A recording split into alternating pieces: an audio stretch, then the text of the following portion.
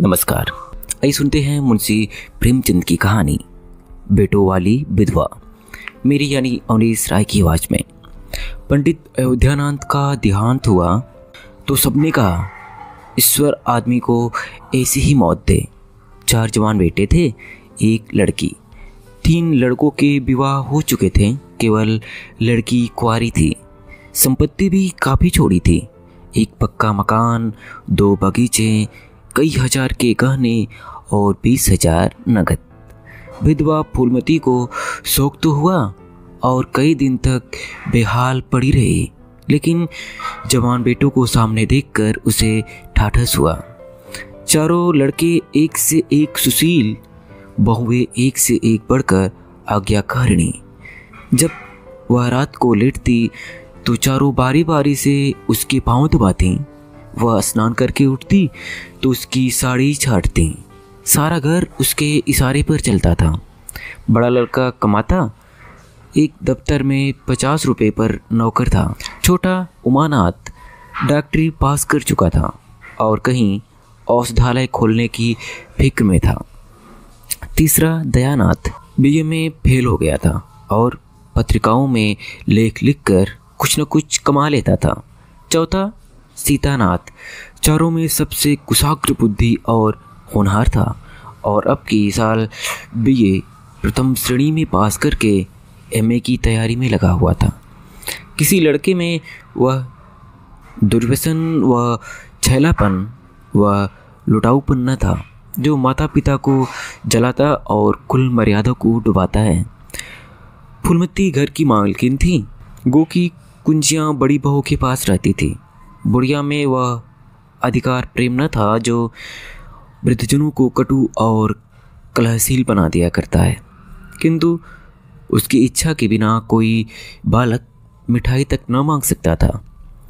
संध्या हो गई थी। पंडित को मरे आज 12वां दिन था। कल तेरही है, ब्रह्मभोज होगा, बिरादरी के लोग निमंत्रित होंगे, उसी की तैयारी हो रही थी। फूलमती को अपनी कोठरी में बैठी देख रही थी। पल्लेदार बारे में आटा लाकर रख रहे हैं, घी के टिन आ रहे हैं, साग भाजी के टोकरे, शक्कर की बोरियां, दही के मटके चले आ रहे हैं। महापात्र के लिए दान की चीज़ें लाई गईं, बर्तन, कपड़े, पलंग, बिछावन, छाते, जूते, झाड़ियाँ, लालटेन आदि। किंतु फूलमती को कोई चीज़ नहीं दिखाई गई। नियमानुसार ये सब सामान उसके पास आने चाहिए थे। वह प्रत्येक वस्तु को देखती, उसे पसंद करती, उसकी मात्रा में कमी बेसी का फैसला करती, तब इन चीज़ों को भंडारे में रखा जाता। क्यों उसे दिखाने और उसकी राय लेने की ज़रूरत नहीं समझी गई? अच्छा, आटा 3 ही बोरा क्यों आया? उसने तो 5 बोरों के लिए कहा था। घी भी 5 ही कनस्तर हैं, उसने तो 10 कनस्तर मंगवाए थे। इसी तरह साग भाजी, शक्कर, दही आदि में भी कमी की गई होगी। किसने उसकी हुक्म में हस्तक्षेप किया? जब उसने एक बात तय कर दी तब किसे उसको घटाने बढ़ाने का अधिकार है? आज 40 वर्षों से घर के प्रत्येक मामले में फूलमती की बात सर्वमान्य थी। उसने 100 कहा तो 100 खर्च किए गए, 1 कहा तो 1। किसी ने मीन मेक न की। यहाँ तक कि पंडित अयोध्यानाथ भी उसकी इच्छा के विरुद्ध कुछ न करते थे। पर आज उसकी आंखों के सामने प्रत्यक्ष रूप से उसकी हुक्म की उपेक्षा की जा रही है। इसे वह क्यों कर स्वीकार कर सकती है? कुछ देर तक तो वह जब्त किए बैठी रही, पर अंत में न रहा गया। स्वायत्त शासन उसका स्वभाव हो गया था। वह क्रोध से भरी हुई आई और कामतानाथ से बोली, क्या आटा 3 ही बोरे लाए? मैंने तो 5 बोरे के लिए कहा था और घी भी 5 ही टिन मंगवाया। तुम्हें याद है ना, 10 कनस्तर कहा गया था।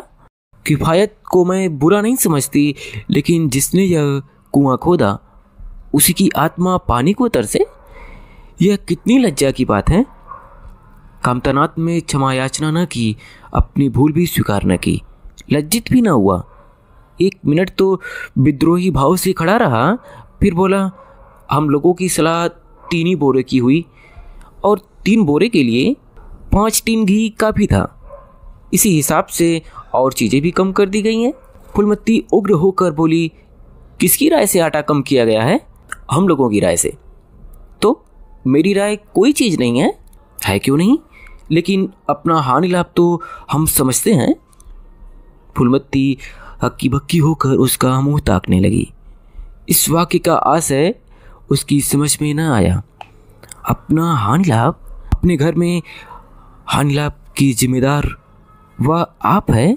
दूसरों को चाहे वह उसके पेट के जन्मे पुत्र ही क्यों ना हो, उसके कामों में हस्तक्षेप करने का क्या अधिकार? यह लौंडा तो इस ठिठाई से जवाब दे रहा है मानो घर उसी का है, उसी ने मर मर कर गृहस्थी जोड़ी है। मैं तो गैर हूँ, जरा इसकी हेकड़ी तो देखो। उसने तमतमाए हुए मुख से कहा, मेरे हानि लाभ के जिम्मेदार तुम नहीं हो। मुझे अख्तियार है, जो उचित समझू वह करूँ। अभी जाकर 2 बोरे आटा और 5 टीन घी और लाओ, और आगे के लिए खबरदार जो किसी ने मेरी बात काटी। अपने विचार में उसने काफ़ी तब्दील कर दी थी। शायद इतनी कठोरता अनावश्यक थी। उसे अपनी उग्रता पर खेद हुआ। लड़के ही तो हैं, समझे होंगे कुछ किफ़ायती करनी चाहिए। मुझसे इसलिए न पूछा होगा कि अम्मा तो खुद हर एक काम में किफ़ायत करती हैं। अगर उन्हें मालूम होता कि इस काम में मैं किफ़ायत पसंद न करूँगी तो कभी उन्हें मेरी उपेक्षा करने का साहस न होता। यद्यपि कामतानाथ अब भी उसी जगह खड़ा था और उसकी भावभंगी से ऐसा ज्ञात होता था कि इस आज्ञा का पालन करने के लिए वह बहुत उत्सुक नहीं। पर फूलमती निश्चित होकर अपनी कोठरी में चली गई। इतनी तब्बी पर भी किसी को अवज्ञा करने की सामर्थ्य हो सकती है, इसकी संभावना का ध्यान भी उसे न आया। पर ज्यों-ज्यों समय बीतने लगा, उस पर यह हकीकत खुलने लगी कि इस घर में अब उसकी हैसियत नहीं रही। जो 10-12 दिन पहले थी, संबंधियों के यहाँ के न्योते में शक्कर, मिठाई, दही, अचार आदि आ रहे थे। बड़ी बहू इन वस्तुओं की स्वामिनी भाव से संभाल कर रख रही थी।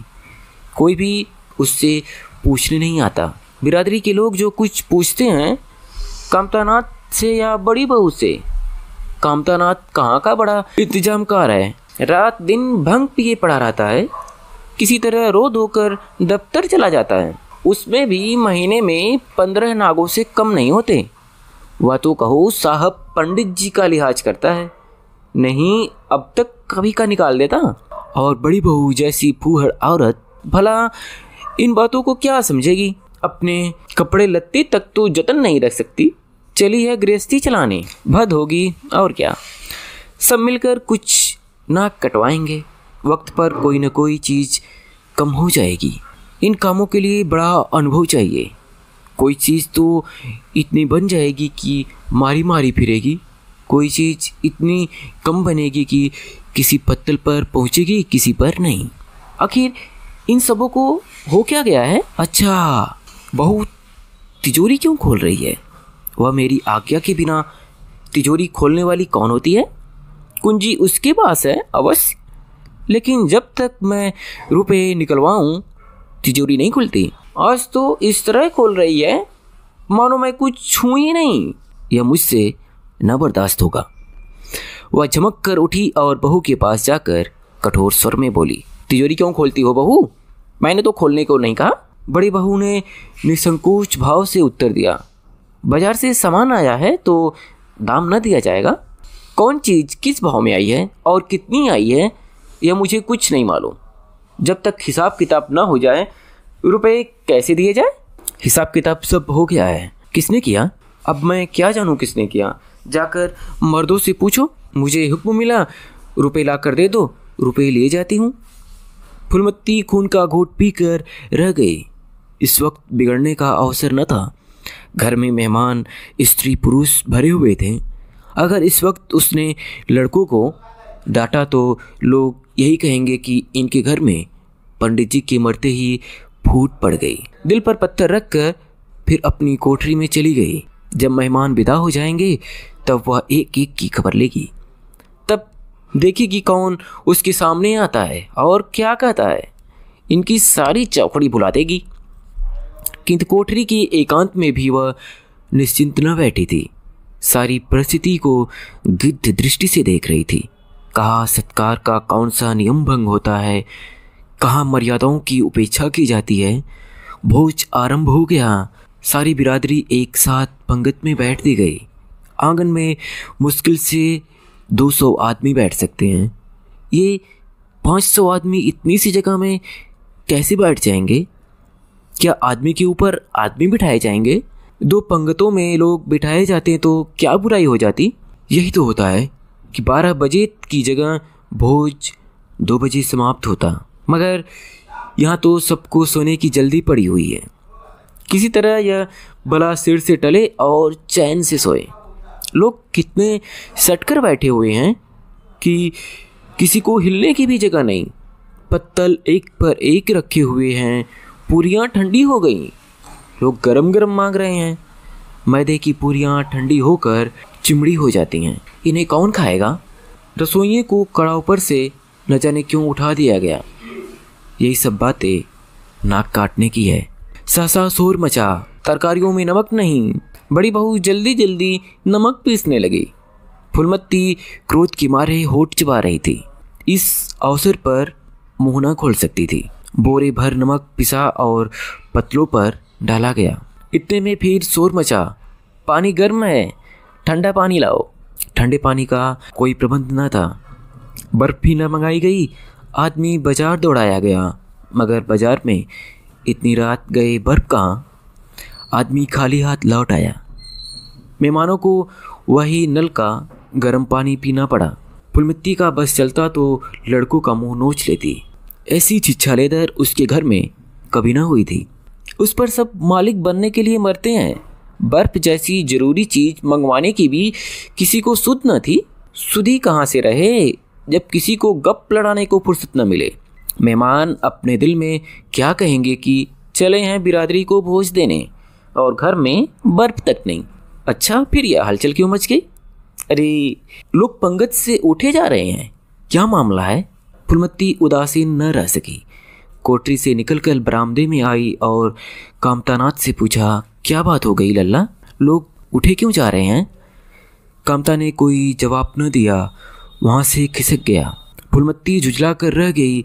सहसा कहारिन मिल गई। फुलमती ने उससे भी यह प्रश्न किया। मालूम हुआ किसी के शोरबे में मरी हुई चूहिया निकल आई।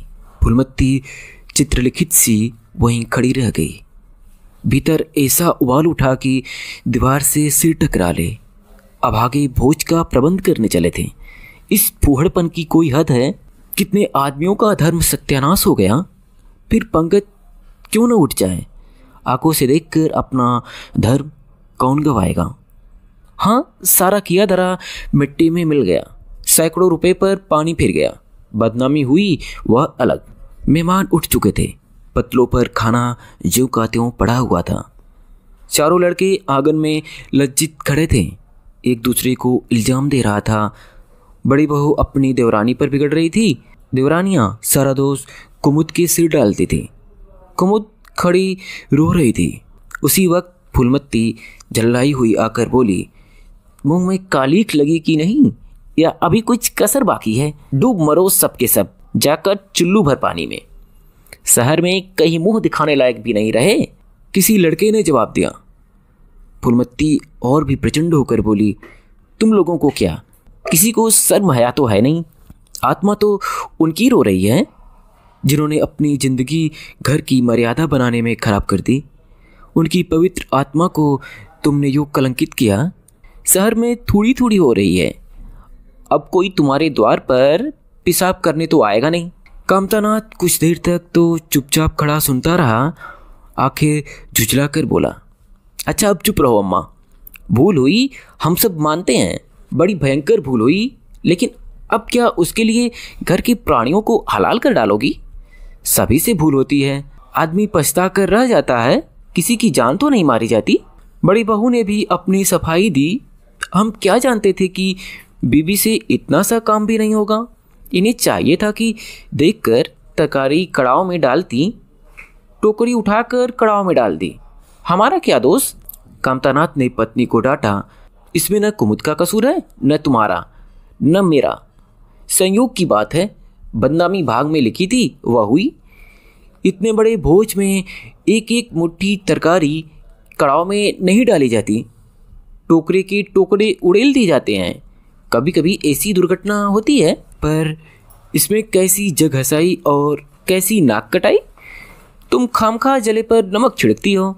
फूलमती ने दांत पीसकर कहा। शर्माते तो नहीं, उल्टे और बेहयाई की बातें करते हो। कामतानाथ ने निसंकोच होकर कहा। शर्माऊं क्यों? किसी की चोरी नहीं की है।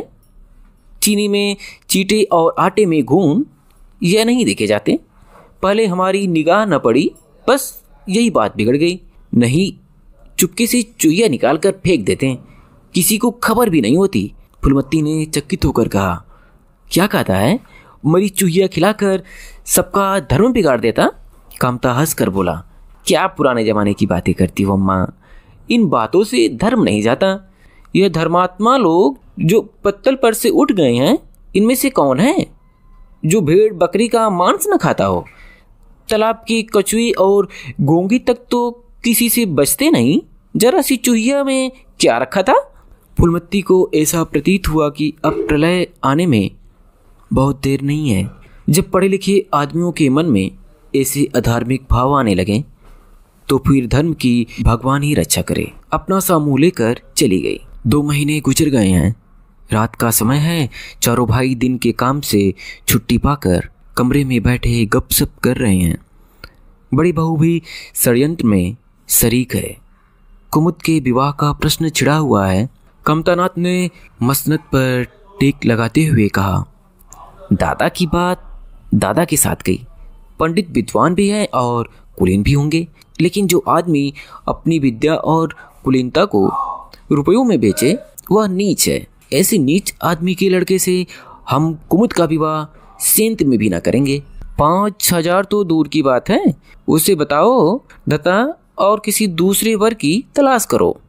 हमारे पास कुल 20,000 ही तो हैं। एक एक के हिस्से में 5-5 हजार आते हैं। 5,000 दहेज में दे दें और 5,000 नेक न्यौछावर गाने बजाने में उड़ा दें तो फिर हमारी बधिया ही बैठ जाएगी। उमानाथ बोले। मुझे अपना औषधालय खोलने के लिए कम से कम 5,000 रुपये की ज़रूरत है। मैं अपने हिस्से में से एक पाई भी नहीं दे सकता। फिर खुलते ही आमदनी तो होगी नहीं। कम से कम 1 साल भर घर से खाना पड़ेगा।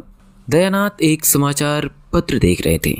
आंखों से इनक उतारते हुए बोले। मेरा विचार भी एक पत्र निकालने का है। प्रेस और पत्र में कम से कम 10,000 का कैपिटल चाहिए। 5,000 मेरे रहेंगे तो कोई ना कोई साझेदार भी मिल जाएगा। पत्रों में लेख लिखकर मेरा निर्वाह नहीं हो सकता। कामतानाथ ने सिर हिलाते हुए कहा। अजी राम भजो, सेंत में कोई लेख छपता नहीं, रुपए कौन देता है? दयानाथ ने प्रतिवाद किया।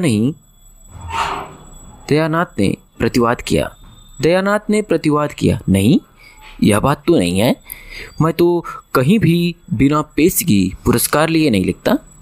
कामता ने जैसे अपने शब्द वापस लिए। तुम्हारी बात मैं नहीं कहता भाई। तुम तो थोड़ा बहुत मार लेते हो, लेकिन सबको तो नहीं मिलता।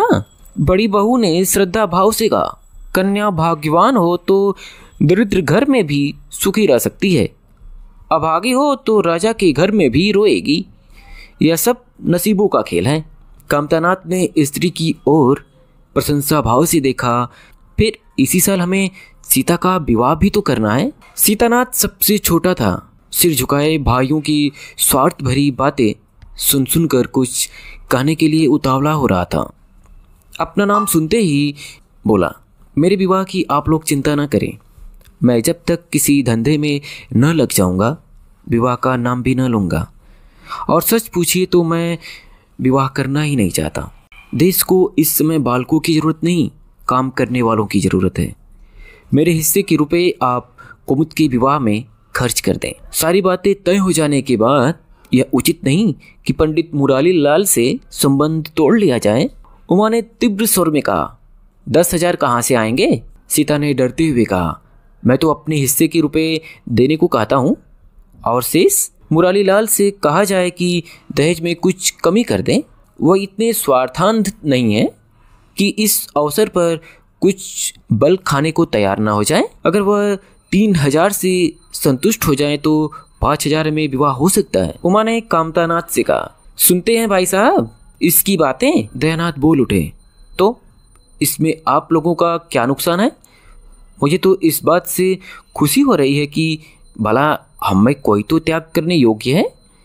इन्हें तत्काल रुपए की ज़रूरत नहीं है, सरकार से वजीफा पाते ही हैं, पास होने पर कहीं ना कहीं जगह मिल जाएगी। हम लोगों की हालत तो ऐसी नहीं है। कामतानाथ ने दूरदर्शिता का परिचय दिया। नुकसान की एक ही कही, हम में से एक को कष्ट हो तो क्या और लोग बैठे देखेंगे? यह अभी लड़के हैं, इन्हें क्या मालूम समय पर 1 रुपया 1 लाख का काम करता है। कौन जानता है कल इन्हें विलायत जाकर पढ़ने के लिए सरकारी वजीफा मिल जाए या सिविल सर्विस में आ जाएं। उस वक्त सफ़र की तैयारियों में 4-5 हज़ार लग जाएंगे, तब किसके सामने हाथ फैलाते फिरेंगे? मैं यह नहीं चाहता कि दहेज के पीछे इनकी ज़िंदगी नष्ट हो जाए। इस तर्क ने सीतानाथ को भी तोड़ लिया। सकुचाता हुआ बोला, हाँ, यदि ऐसा हुआ तो बेशक मुझे रुपए की ज़रूरत होगी। क्या ऐसा होना असंभव है? असंभव तो मैं नहीं समझता, लेकिन कठिन अवश्य है। वजीफे उन्हें मिलते हैं जिनके पास सिफारिशें होती हैं। मुझे कौन पूछता है? कभी कभी सिफारिशें धरी रह जाती हैं और बिना सिफारिश वाले बाजी मार ले जाते हैं। तो आप जैसा उचित समझे। मुझे यहाँ तक मंजूर है कि चाहे मैं विलायत न जाऊँ पर कुमुद अच्छे घर जाए। कामतानाथ ने निष्ठा भाव से कहा, अच्छा, घर दहेज देने से नहीं मिलता भैया। जैसा तुम्हारी भाभी ने कहा, यह नसीबों का खेल है। मैं तो चाहता हूँ कि मुरारीलाल को जवाब दे दिया जाए और ऐसा घर खोजा जाए जो थोड़े में राजी हो जाए। इस विवाह में मैं 1,000 से ज़्यादा नहीं खर्च कर सकता। पंडित दीनदयाल कैसे हैं? उमा ने प्रसन्न होकर कहा, बहुत अच्छे, MA BA न सही, यजमानों से अच्छी आमदनी है। दयानाथ ने आपत्ति की, अम्मा से भी पूछ तो लेना चाहिए। कामतानाथ को इसकी कोई ज़रूरत न मालूम हुई। बोले, उनकी तो जैसी बुद्धि भ्रष्ट हो गई, वही पुराने युग की बातें मुरारीलाल के नाम पर उधार खाए बैठी हैं। यह नहीं समझती कि वह जमाना नहीं रहा। उनको तो बस कुमुद मुरारी पंडित के घर जाए, चाहे हम लोग तबाह हो जाएं। उमा ने एक शंका उपस्थित की, अम्मा अपने सब गहने कुमुद को दे देगी, देख लीजिएगा। कामतानाथ का स्वार्थ नीति से विद्रोह न कर सका। बोली, गहनों पर उनका पूरा अधिकार है, ये उनका स्त्री धन है, जिसे चाहे दे सकती हैं। उमा ने कहा, स्त्री धन है तो क्या, वह उसे लुटा देंगी? आखिर वह भी दादा की ही कमाई है, किसी की कमाई हो, स्त्री धन पर उनका पूरा अधिकार है। यह कानूनी गोरख धंधे हैं। 20,000 में तो 4 हिस्सेदार हों और 10,000 की गहने अम्मा के पास रह जाएं। देख लेना, इन्हीं के बल पर वह कुमुद का विवाह मुरारी पंडित के घर करेंगी। उमानाथ इतनी बड़ी रकम को इतनी आसानी से नहीं छोड़ सकता। वह कपट नीति में कुशल है। कोई कौशल रचकर माता से सारे गहने ले लेगा। उस वक्त तक कुमुद के विवाह की चर्चा करके फूलमती को भड़काना उचित नहीं। कामतानाथ ने सिर हिलाकर कहा, भाई, मैं इन चालों को पसंद नहीं करता। उमानाथ ने खिसियाकर कहा, गहने 10,000 से कम के ना होंगे। कामता अविचलित स्वर में बोले, कितने ही के हों, मैं अनीति में हाथ नहीं डालना चाहता। तो आप अलग बैठिए। हाँ, बीच में बाजी न मारिएगा। मैं अलग रहूँगा और तुम सीता अलग रहूँगा। लेकिन जब दयानाथ से यही प्रश्न किया गया तो वह उमानाथ से सहयोग करने को तैयार हो गया। 10,000 में 2,500 तो उसके होंगे ही। इतनी बड़ी रकम के लिए यदि कुछ कौशल भी करना पड़े तो क्षम्य है। फूलमती रात को भोजन करके लेटी थी कि उमा और दया उसके पास जाकर बैठ गए। दोनों ऐसा मुंह बनाए हुए थे मानो कोई भरी विपत्ति आ पड़ी है। फूलमती ने सशंक होकर पूछा, तुम दोनों घबराए हुए मालूम होते हो? उमा ने सिर खुजलाते हुए कहा, समाचार पत्रों में लेख लिखना बड़े जोखिम का काम है अम्मा। कितना ही बच कर लिखो, लेकिन कहीं ना कहीं पकड़ हो ही जाती है। दयानाथ ने एक लेख लिखा था, उस पर 5,000 की जमानत मांगी गई है। अगर कल तक जमा ना की गई तो गिरफ्तार हो जाएंगे और 10 साल की सजा ठुक जाएगी। फूलमती ने सिर पीट कर कहा, ऐसी बातें क्यों लिखते हो बेटा? जानते नहीं हो आजकल हमारे अधीन आए हुए हैं, जमानत किसी तरह टल नहीं सकती। दयानाथ ने अपराधी भाव से उत्तर दिया, मैंने तो अम्मा ऐसी कोई बात नहीं लिखी थी, लेकिन किस्मत को क्या करूं? हाकिम जिला इतना कड़ा है कि जरा भी रियायत नहीं करता। मैंने जितनी दौड़ धूप हो सकती थी सब कर ली। तो तुमने कामता से रुपए का प्रबंध करने को क्यों नहीं कहा? उमा ने मुंह बनाया, उनका स्वभाव तो तुम जानती हो अम्मा, उन्हें रुपए प्राणों से प्यारे हैं, इन्हें चाहे काला पानी ही हो जाए वह एक पाई न देंगे। दयानाथ ने समर्थन किया, मैंने तो उनसे इसका जिक्र ही नहीं किया। फूलमती ने चरपाई से उठते हुए कहा, चलो मैं कहती हूँ, देगा कैसे नहीं? रुपए इसी दिन के लिए होते हैं कि गाड़ कर रखने के लिए? उमानाथ ने माता को रोक कर कहा, नहीं नहीं अम्मा, उनसे कुछ न कहो, रुपए तो ना देंगे, उल्टे और हाय हाय मचाएंगे। उनको अपनी नौकरी की खैरियत मनानी है, इन्हें घर में रहने भी न देंगे। अफसरों में जाकर खबर दे दें तो आश्चर्य नहीं। फूलमती ने लाचार होकर कहा, तो फिर जमानत का क्या प्रबंध करोगे? मेरे पास तो कुछ नहीं है। हाँ, मेरे गहने हैं, इन्हें ले जाओ, कहीं गिरी रख कर जमानत दे दो, और आज से कान पकड़ो कि किसी पत्र में एक शब्द भी न लिखोगे। दयानाथ कानों पर हाथ रख कर बोला, यह तो नहीं हो सकता अम्मा कि तुम्हारे जेवर लेकर मैं अपनी जान बचाऊं। 10-5 साल की कैदी तो होगी, झेल लूंगा। यहीं बैठा बैठा क्या कर रहा हूँ? फूलमती छाती पीटते हुए बोली, कैसी बातें मुंह से निकालते हो बेटा? मेरे जीते जी तुम्हें कौन गिरफ्तार कर सकता है? उसका मुंह झुलस दूंगी। गहने इसी दिन के लिए है या और किसी दिन के लिए? जब तुम ही न रहोगे तो गहने लेकर क्या आग में झोंकूंगी? उसने पिटारी लाकर उसके सामने रख दी। दया ने उमा की ओर जैसे फरियाद की आंखों से देखा और बोला, आपकी क्या राय है भाई साहब? इसी मारे मैं कहता था, अम्मा को बताने की जरूरत नहीं, जेल ही तो जाती, या कुछ और। उमा ने जैसे सिफारिश करते हुए कहा, यह कैसे हो सकता था कि इतनी बड़ी वारदात हो जाती और अम्मा को खबर न होती? मुझसे यह नहीं हो सकता था कि सुनकर पेट में डाल लेता। मगर अब क्या करना चाहिए, यह मैं खुद निर्णय नहीं ले सकता। न तो यही अच्छा लगता है कि तुम जेल जाओ, और न यही अच्छा लगता है अम्मा के गहने गिरो रखे जाएं। फूलमती ने वधित कंठ से पूछा, क्या तुम समझते हो मुझे गहने तुमसे ज्यादा प्यारे हैं? मैं तो प्राण तक तुम्हारे ऊपर न्यौछावर कर दूं। गहनों की बिसादी क्या है? दया ने दृढ़ता से कहा, अम्मा तुम्हारे गहने तो न लूंगा, चाहे मुझ पर कुछ ही क्यों ना आ पड़े। जब आज तक तुम्हारी कुछ सेवा न कर सका तो किस मुंह से तुम्हारे गहने उठा ले जाऊं? मुझ जैसे कुपुत को तो तुम्हारी कोख से जन्म ही नहीं लेना चाहिए था, सदा तुम्हें कष्ट ही देता रहा। फूलमती ने भी उतनी ही दृढ़ता से कहा, अगर यूं ना लोगे तो मैं खुद जाकर इन्हें गिरो रख दूंगी और खुद हाकिम जिला के पास जाकर जमानत जमा कराऊंगी। अगर इच्छा हो तो परीक्षा भी ले लो, आंखें बंद हो जाने के बाद क्या होगा भगवान जाने, लेकिन जब तक जीती हूँ तुम्हारी ओर कोई तिरछी आंखों से देख नहीं सकता। उमानाथ ने मानो माता पर एहसान रख कर कहा, अब तो तुम्हारे लिए कोई रास्ता नहीं रहा दयानाथ, क्या हरज है, ले लो, मगर याद रखो जो ही हाथ में रुपए आ जाएं गहने छुड़ाने पड़ेंगे। सच कहते हैं मातृत्व दीर्घ तपस्या है, माता की सिवा इतना स्नेह और कौन कर सकता है। हम बड़े अभागे हैं कि माता के प्रति जितनी श्रद्धा रखनी चाहिए उसका शतांश भी नहीं रखते। दोनों ने जैसे बड़े धर्म संकट में पड़कर गहनों की पिटारी संभाली और चलते बने। माता वात्सल्य भरी आंखों से उनकी ओर देख रही थी और उसकी संपूर्ण आत्मा का आशीर्वाद जैसे उन्हें अपनी गोद में समेट लेने के लिए व्याकुल हो रहा था। आज कई महीने बाद उसके भग्न मात्र हृदय को अपने सर्वस्व अर्पण करके जैसे आनंद की विभूति मिली।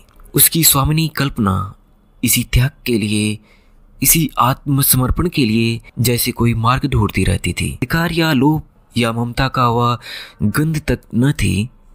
त्यागी उसका आनंद और त्यागी उसका अधिकार है। आज अपना खोया हुआ अधिकार पाकर अपनी सिरजी हुई प्रतिमा पर अपने प्राणों की भेंट करके वह निहाल हो गई। 3 महीने और गुजर गए। माँ के गानों पर हाथ साफ करके चारों भाई उसकी दिलजोर करने लगे थे। अपनी स्त्रियों को भी समझाते थे कि उसका दिल न दुखाए। अगर थोड़े से शिष्टाचार से उसकी आत्मा को शांति मिलती है तो इसमें क्या हानि है। चारों करते अपने मन की, पर माता से सलाह ले लेते या ऐसा जाल फैलाते कि वह सरला उनकी बातों में आ जाती और हर एक काम में सहमत हो जाती। बाग को बेचना उसे बहुत बुरा लगता था, लेकिन चारों ने ऐसी माया रची कि वह उसे बेचते पर राजी हो गई। किंतु कुमुद के विवाह के विषय में मतैक्य न हो सका। माँ पंडित मुरारीलाल पर जमी हुई थी, लड़के दीनदयाल पर अड़े हुए थे। एक दिन आपस में कलह हो गई। फूलमती ने कहा, माँ बाप की कमाई में बेटी का हिस्सा भी है। तुम्हें 16,000 का एक बाग मिला, 25,000 का एक मकान, 20,000 नगद में, क्या 5,000 भी कुमुद का हिस्सा नहीं है? कामता ने नम्रता से कहा, अम्मा कुमुद आपकी लड़की है तो हमारी बहन है। आप 2-4 साल में प्रस्थान कर जाएंगी, पर हमारा और उसका बहुत दिनों तक संबंध रहेगा। तब हम यथाशक्ति कोई ऐसी बात न करेंगे जिससे उसका अमंगल हो। लेकिन हिस्से की बात कहती हो तो कुमुद का हिस्सा कुछ नहीं। दादा जीवित थे तब और बात थी। वह उसके विवाह में जितना चाहते खर्च करते, कोई उनका हाथ न पकड़ सकता था। लेकिन अब तो हमें एक एक पैसे की किफ़ायत करनी पड़ेगी। जो काम 1000 में हो जाए उसके लिए 5,000 खर्च करना कहाँ की बुद्धिमानी है। उमानाथ ने सुधारा, 5,000 क्यों, 10,000 कहिए। कामता ने भवे सिकोड़ कर कहा, नहीं, मैं 5,000 ही कहूँगा। एक विवाह में 5,000 खर्च करने की हमारी हैसियत नहीं है। फूलमती ने जिद पकड़ कर कहा, विवाह तो मुरारीलाल के पुत्र से ही होगा। 5,000 खर्च हो चाहे 10,000, मेरे पति की कमाई है। मैंने मर मर कर जोड़ा है, अपनी इच्छा से खर्च करूंगी। तुम्हें ने मेरी कोख से नहीं जन्म लिया, कुमुद भी उसी कोख से आई है। मेरी आंखों में तुम सब बराबर हो। मैं किसी से कुछ मांगती नहीं। तुम बैठे तमाशा देखो, मैं सब कुछ कर लूँगी। 20,000 में 5,000 कुमुद का है। कामतानाथ को अब कड़वे सत्य की शरण लेने के सिवा और मार्ग न रहा। बोला, अम्मा तुम बरबस बात बढ़ाती हो। जिन रुपयों को तुम अपना समझती हो वह तुम्हारे नहीं है।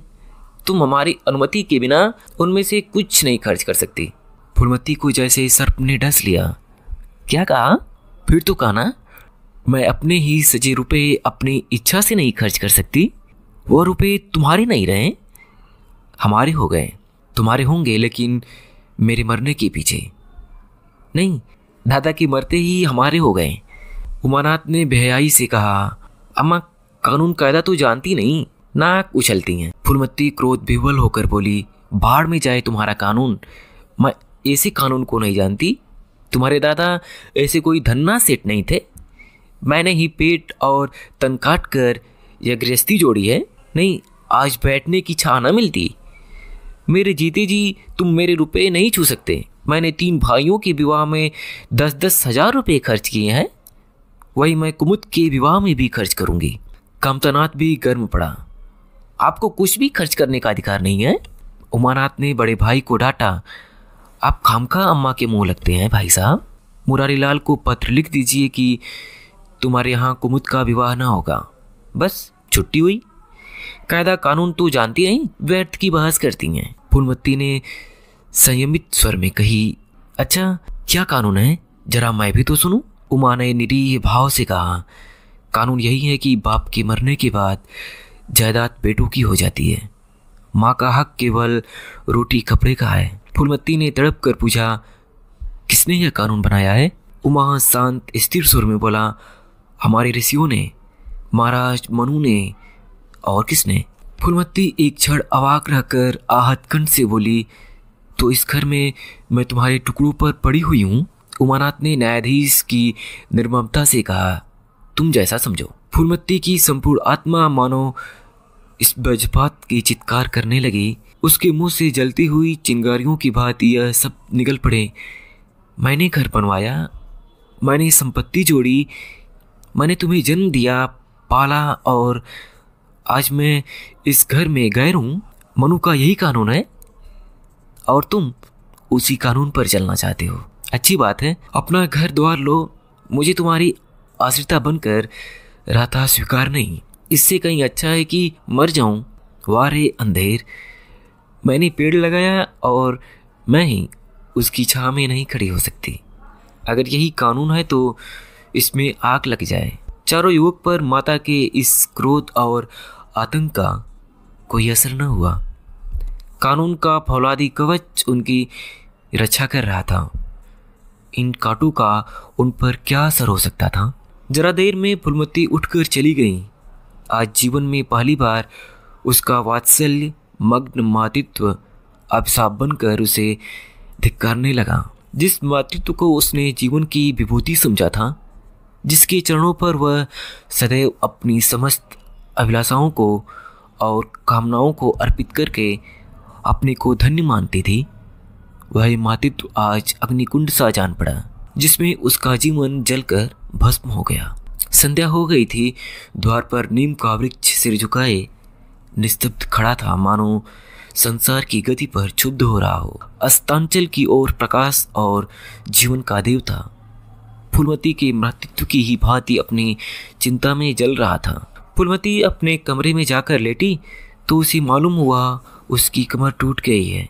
पति के मरते ही अपने बेटे के लड़के उसके शत्रु हो जाएंगे, उसको स्वप्न में भी अनुमान न था। जिन लड़कों को उसने अपना हृदय रक्त पिला पिला कर पाला, वही आज उसके हृदय पर यो आघात कर रहे हैं। अब वह घर उसी कांटों की सेज हो रहा था। यहाँ उसकी कुछ कद्र नहीं, कुछ गिनती नहीं। वह अनाथों की भांति पड़ी रोटियां खाए, यह उसकी अभिमानी प्रकृति के लिए असह्य था। पर उपाय ही क्या था? वह लड़कों से अलग होकर रहे भी तो नाक किसकी कटेगी? संसार उसे थूके तो क्या और लड़कों को थूके तो क्या, बदनामी तो उसी की है। दुनिया यही तो कहेगी, 4 जवान बेटों के होते बुढ़िया अलग पड़ी हुई मजूरी करके पेट पाल रही है। जिन्हें उसने हमेशा नीच समझा वही उस पर हंसेंगे। नहीं, वह अपमान इस अनादर से कहीं ज़्यादा हृदय विदारक था। वह अपना और घर का पर्दा ढका रखने में ही कुशल है। हाँ, अब उसे अपने और नई परिस्थितियों के अनुकूल बनाना पड़ेगा। समय बदल गया है। अब तक स्वामिनी बनकर रही, अब लौड़ी बनकर रहना पड़ेगा। ईश्वर की यही इच्छा है। अपने बेटों की बातें और लातें, गैरों की बातों और लातों की अपेक्षा फिर भी गनीमत है। वह बड़ी देर तक मूढ़ा पे अपनी दशा पर रोती रही। सारी रात इसी आत्मवेदना में कट गई। शरद का प्रभाव डरता डरता उषा की गोद से निकला, जैसे कोई कैदी छिपकर जेल से भाग आया हो। फूलमती अपने नियम के विरुद्ध आज तड़के ही उठी। रात भर में उसका मानसिक परिवर्तन हो चुका था। सारा घर सो रहा था और वह आंगन में झाड़ू लगा रही थी। रात भर ओस में भीगी हुई उसकी पक्की जमीन उसके नंगे पैरों में कांटों की तरह चुभ रही थी। पंडित जी उसे कभी इतने सवेरे उठने न देते थे। शीत उसके लिए बहुत हानिकारक था। पर अब वह दिन नहीं रहे। प्रकृति उसको भी समय के साथ बदल देने का प्रयत्न कर रही थी। झाड़ू से फुर्सत पाकर उसने आग जलाई और चावल दाल की काकड़ियाँ चुनने लगी। कुछ देर में लड़के जागे, बहुएं उठी। सबों ने बुढ़िया को सर्दी से सिकुड़े हुए काम करते देखा, पर किसी ने यह न कहा कि अम्मा क्यों हालकान होती हो। शायद सबके सब बुढ़िया के इस मान मर्दन पर प्रसन्न थे। आज से फूलमती का यही नियम हो गया कि जी तोड़ घर का काम करना और अतरंग नीति से अलग रहना। उसके मुख पर जो आत्मगौरव झलकता था उसकी जगह अब गहरी वेदना छाई हुई नजर आती थी। जहाँ बिजली चलती थी वहाँ अब तेल का दिया टिमटिमा रहा था, जिसे बुझा देने के लिए हवा का एक हल्का सा झोंका काफी है। मुरारी लाल को इनकारी पत्र लिखने की बात पक्की हो चुकी थी। दूसरे दिन पत्र लिख दिया गया। दीनदयाल से कुमुद का विवाह निश्चित हो गया। दीनदयाल की उम्र 40 से कुछ अधिक थी, मर्यादा में भी कुछ हेठे थे, पर रोटी दाल से खुश थे। बिना किसी ठहराव के विवाह करने पर राजी हो गए। तिथि नियत हुई, बारात आई, विवाह हुआ और कुमुद विदा कर दी गई। फूलमती के दिल पर क्या गुजर रही थी इसे कौन जान सकता था, पर चारों भाई बहुत प्रसन्न थे, मानो उनके हृदय का कांटा निकल गया हो। ऊंचे कुल की कन्या मुंह कैसे खोलती। भाग्य में सुख भोगना लिखा होगा, सुख भोगेगी, दुख भोगना लिखा होगा, दुख झेलेगी। हरी इच्छा बेकसों का अति अवलंब है। घर वालों ने जिससे विवाह कर दिया उसमें 1000 ऐब हो तो भी उसका उपास्य उसका स्वामी है। प्रतिरोध उसकी कल्पना से परे था। फूलमती ने किसी काम में दखल न दिया। कुमुद को क्या दिया गया, मेहमानों का कैसा सत्कार किया गया, किसके यहाँ से न्योते आए, क्या आया, किसी बात से भी उसे सरोकार न था। उससे कोई सलाह भी ली गई तो यही, बेटा तुम जो करते हो अच्छा ही करते हो, मुझसे क्या पूछते हो। जब कुमुद के लिए द्वार पर डोली आ गई और कुमुद माँ के गले लिपट कर रोने लगी तो वह बेटी को अपने कोठरी में ले गई और जो कुछ 150 रुपये और 2-4 मामूली गहने उसके पास बच रहे थे बेटी की आंचल में डालकर बोली, बेटी मेरी तो मन की मन में रह गई, नहीं तो क्या आज तुम्हारा विवाह इस तरह होता और तुम इस तरह विदा की जाती। आज तक फूलमती ने अपने गहनों की बात किसी से ना कही थी। लड़कों ने उसके साथ जो कपट व्यवहार किया था इसे चाहे अब तक न समझी हो, लेकिन इतना जानती थी कि गहने फिर न मिलेंगे और मनोमालिन्य बढ़ने के सिवा कुछ हाथ न लगेगा। लेकिन इस अवसर पर उसे अपनी सफाई देने की जरूरत मालूम हुई। कुमुद यह भाव मन में लेकर जाए कि अम्मा अपने गहने बहू के लिए रख छोड़े, इसे वह किस तरह ना सह सकती थी, इसलिए वह उसे अपनी कोठरी में ले गई थी। लेकिन कुमुद को पहले ही इस कौशल की टोह मिल चुकी थी। उसने गहने और रुपए आंचल से निकालकर माता के चरणों में रख दिए और बोली, अम्मा मेरे लिए तुम्हारा आशीर्वाद लाखों रुपए के बराबर है, तुम इन चीज़ों को अपने पास रखो, न जाने अभी तुम्हें किन विपत्तियों का सामना करना पड़े। फूलमती कुछ कहना ही चाहती थी कि उमानाथ ने आकर कहा, क्या कर रही है कुमुद, चल जल्दी कर, साइट टली जाती है, वह लोग हाय हाय कर रहे हैं, फिर तो 2-4 महीने में आएगी, जो कुछ लेना देना हो ले लेना। फूलमती के घाव पर जैसे मानो नमक पड़ गया। बोली, मेरे पास अब क्या है भैया जो इसे मैं दूंगी, जाओ बेटी, भगवान तुम्हारा सुहाग अमर करे। कुमुद विदा हो गई। फूलमती पछाड़ गिर पड़ी। जीवन की लालसा नष्ट हो गई। 1 साल बीत गया। फूलमती का कमरा घर में सब कमरों से बड़ा और हवादार था। कई महीनों से उसने बड़ी बहू के लिए खाली कर दिया था और खुद एक छोटी सी कोठरी में रहने लगी, जैसे कोई भिखारी न हो। बेटू और बहुओं से अब उसे जरा भी स्नेह न। वह अब घर की लौड़ी थी। घर में किसी प्राणी, किसी वस्तु, किसी प्रसंग से उसे प्रयोजन न था। वह केवल इसलिए जीती थी कि मौत न आती थी। सुख या दुख अब उसे लेस मात्र भी ज्ञान न था। उमानाथ का औषधालय खुला, मित्रों की दावत हुई, नाच तमाशा हुआ। दयानाथ का प्रेस खुला, फिर जलसा हुआ। सीतानाथ को वजीफा मिला और विलायत गया, फिर उत्सव हुआ।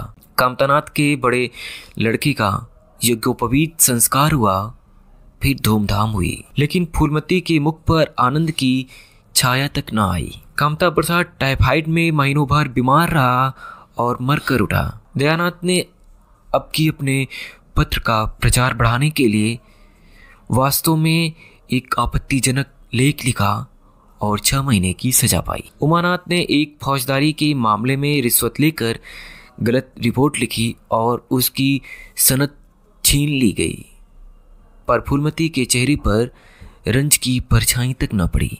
उसके जीवन में अब कोई आशा, कोई दिलचस्पी, कोई चिंता न थी। बस पशुओं की तरह काम करना और खाना, यही उसकी जिंदगी के 2 काम थे। जानवर मारने से काम करता है पर खाता है मन से। फूलमती बेकही काम करती थी पर खाती थी विष के कौर की तरह।